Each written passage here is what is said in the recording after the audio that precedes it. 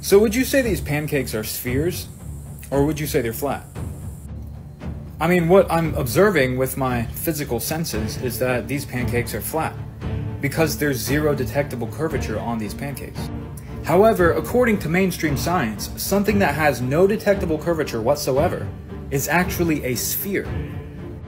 And better yet, these spherical pancakes are rotating at 66,600 miles per hour. So if these pancakes are hypothetically rotating around and they're actually spherical, even though our senses tell us that they're not, then how is the syrup being contained on top of these pancakes?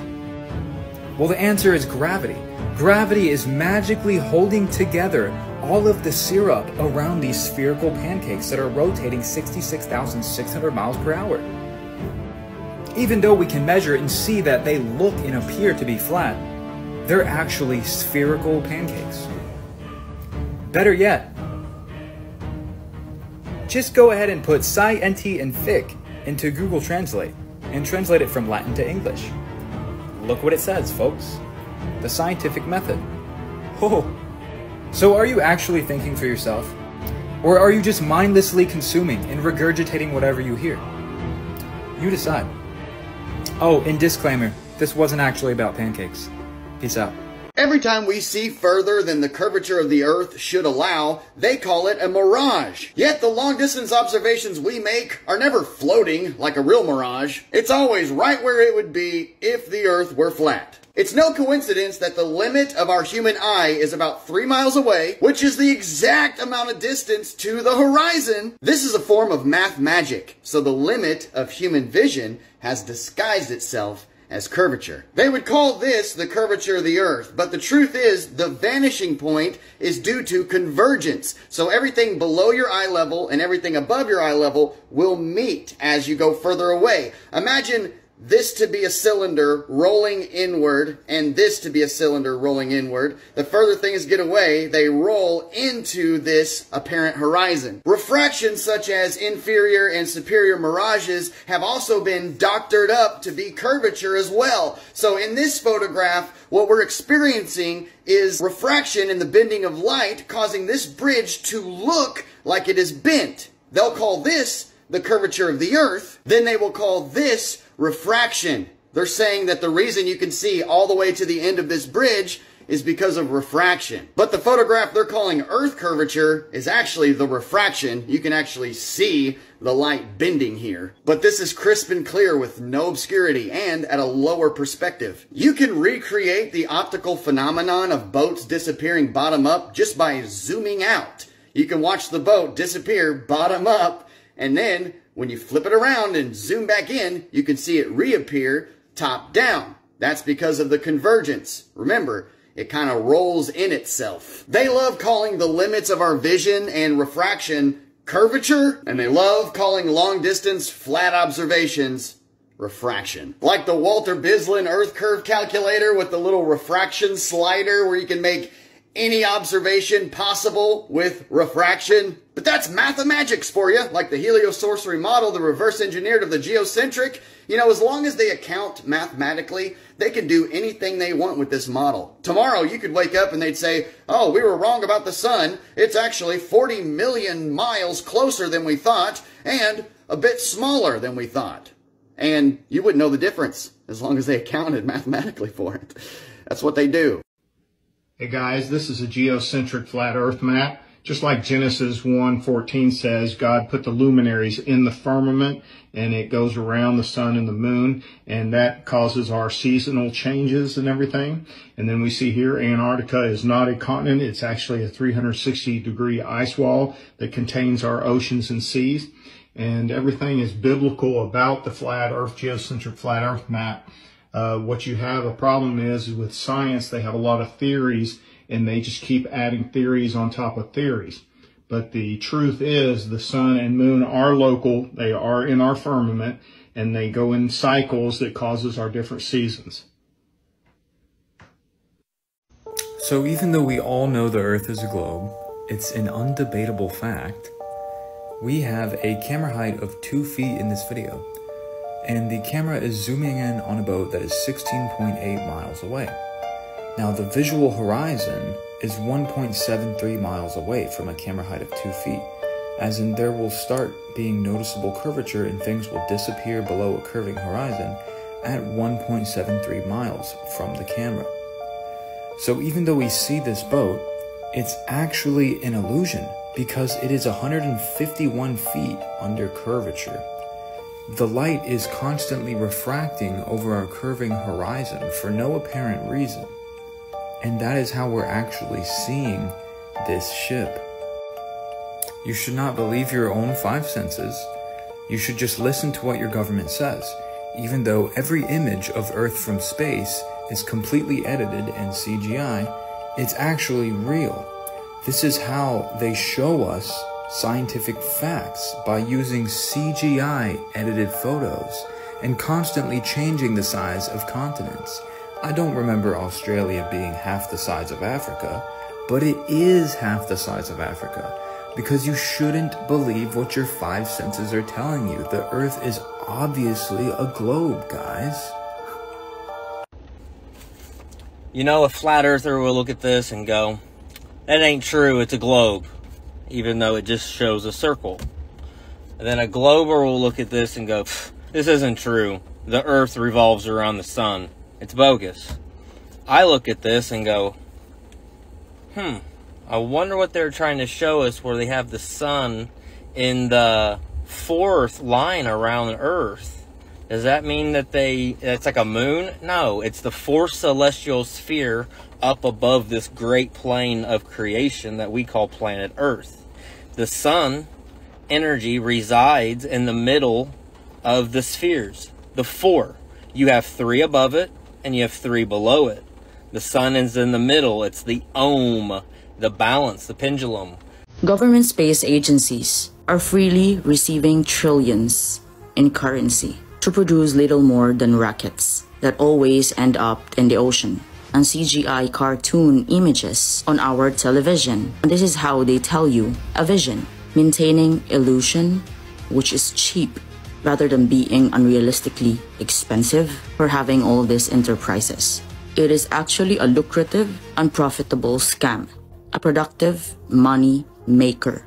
The notion of outer space and believing globe Earth fostered a nihilistic and materialistic world, and all rejects the idea of intelligent design through indoctrination, which are mostly anti-religion. Humans lose connections with anything beyond the material world and become so selfish, compliant consumers. This sets a stage of further manipulation. People has been deceived and disconnected from their true foundations. There are two places that are not led by these globe deceptions. That's Antarctica and North Pole. These two holds inherent significance in the level Earth model cosmos, as Antarctica is the elevated round rim that encompasses and extends all other continents, while North Pole is center point of the world, where all the compasses point aid directly below Polaris,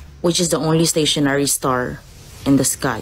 By turning Earth into a spinning ball, these potential extra lands, resources, and its civilization have been conceptually erased from the minds of masses. The globe lie is the biggest and fundamental deception imaginable. Scientism has become the world's new religion, and masses now follow blindly towards whatever future is manufactured for them. NASA put together a fun little Olympics compilation on the ISS. I'm so excited to watch this.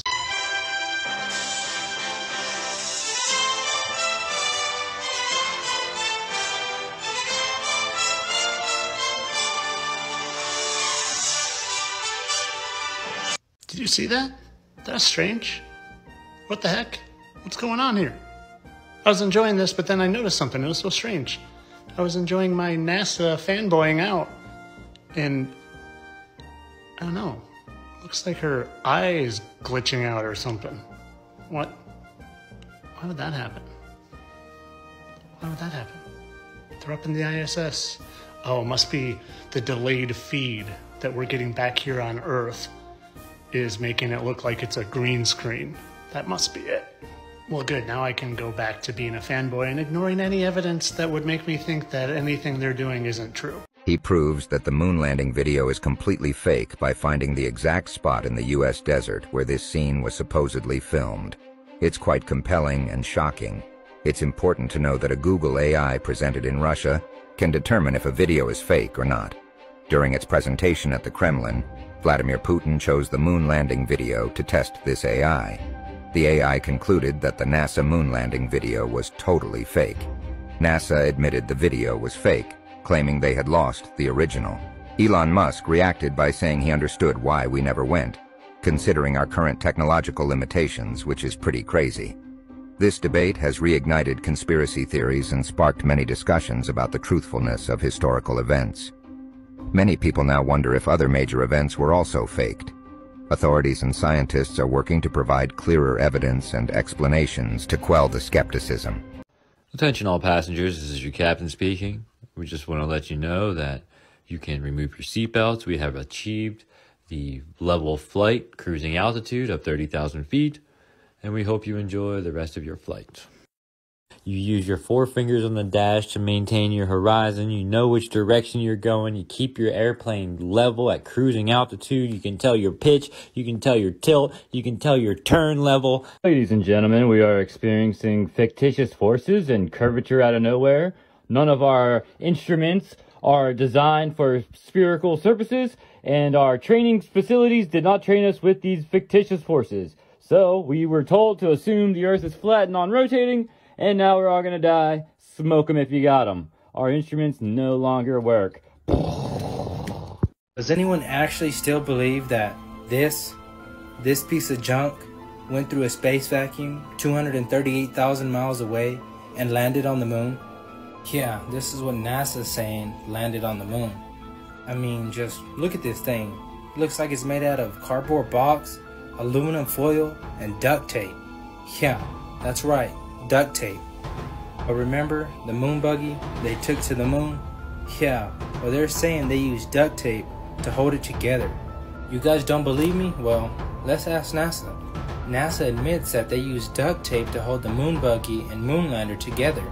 Not only did this thing land on the moon, but it took off. 99, proceeded, 3, 2, 1, ignition. Burn away, Houston. Vector good. X-side. Like, who filmed that? Who stayed and filmed that? But that wasn't the only time they used duct tape. During the Apollo 13 lunar mission, on the spacecraft an oxygen tank exploded. After many hours, the engineers came up with a plan to modify the canisters using duct tape. But guys, shadows don't lie. NASA does.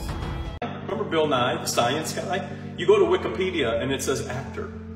He's not actually a science guy. He's actually not even scientific. He's just an actor.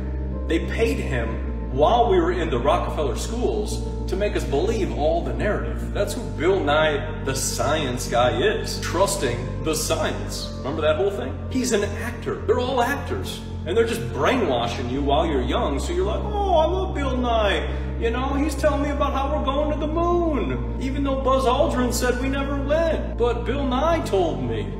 Bill Nye's up there. And then now all of a sudden when you need some climate nonsense or science to back you, you know, like you need to take 75 boosters so that you can be safe, Bill Nye will come out and be like, oh, I got 85 boosters and now I'm fixed. It's like, no, dude, you're an actor.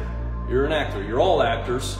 And if you don't understand it, you believe it. People are like, oh, Bill Nye told me, I better go get 85 more of these. Better go and stick these heavy metals into my body again. That's gonna fix me. Proof that the Van Allen belts are radiation, and you know, I proved to myself as I went through it. I proved to myself that the moon landing was fake.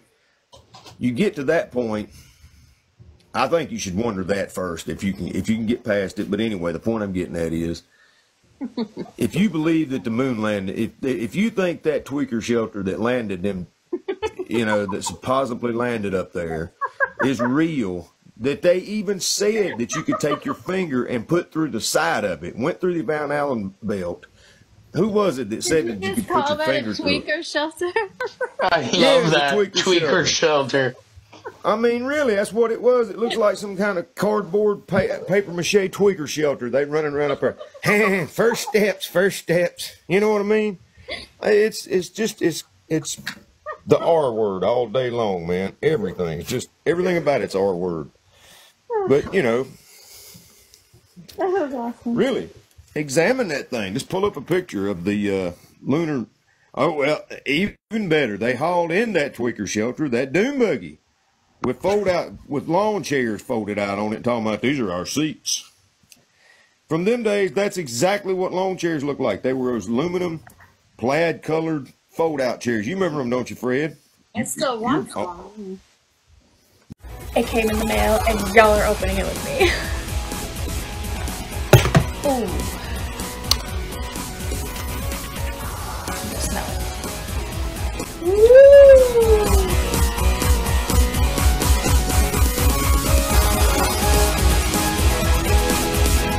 Here we go. The Flat Earth map dates back over 1,000 years. This map is credited to being created by a Persian astronomer. His name was Al-Biruni, and he lived between 973 AD to 1048 AD. It's the official map of the United Nations and also the United States Geological Survey. It used to be present in many places before the creation of NASA and the Antarctic Treaty in 1959. Here you see it with Admiral Byrd. This map has been restored by Dmitry from Russia with suggestions of mine, Idialenkar. Known by my YouTube channel Flat Earth Banjo, I asked Dmitry to include the Bermuda Triangle and Point Nemo, a place deep in the Pacific where NASA buries rockets. Then Robert Tozzi, a professional mapmaker, came along and enhanced the map even more. There are many people now selling this map online, but if you could order it from my online store, I would greatly appreciate it. Visit my online store now and order one of the items. I humbly thank you.